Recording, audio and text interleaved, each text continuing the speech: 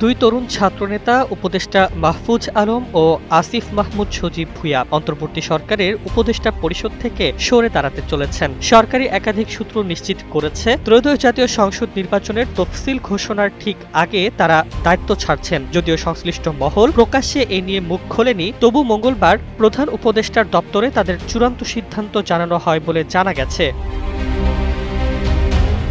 গতকালের নিয়মিত উপদেষ্টা পরিষদের বৈঠকেও বিষয়টি গুরুত্ব সহকারে আলোচনায় উঠে আসে। নির্বাচন কমিশন আজ সন্ধ্যায় অথবা আগামীকাল তফসিল ঘোষণা করতে পারে, এমন পরিস্থিতিতে দুই তরুণ প্রতিনিধির বিদায়কে সরকার ও প্রশাসন নতুন করে বিবেচনা করছে।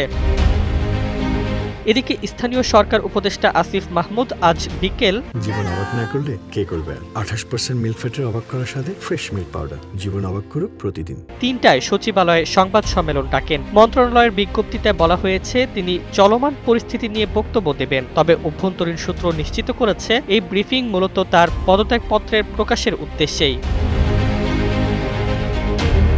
সরকার সংশ্লিষ্ট ব্যক্তিদের দাবি, সেপ্টেম্বরেই তাদের দায়িত্ব ছাড়ার পরামর্শ দেওয়া হয়েছিল, কিন্তু দুজনই সময় বাড়ানোর অনুরোধ করেন।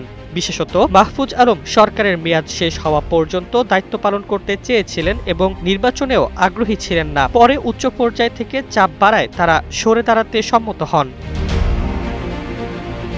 জুলাইয়ের গণ অভ্যুত্থানের পর ছাত্রদের পক্ষ থেকে ৩ জন উপদেষ্টা পরিষদে যোগ দিয়েছিলেন। নাহিদ ইসলাম আগেই পদত্যাগ করে এনসিপির নেতৃত্বে গিয়েছেন। বাকি দুজন আনুষ্ঠানিক পদ না পেলেও রাজনৈতিকভাবে প্রভাবশালী হিসেবেই পরিচিত।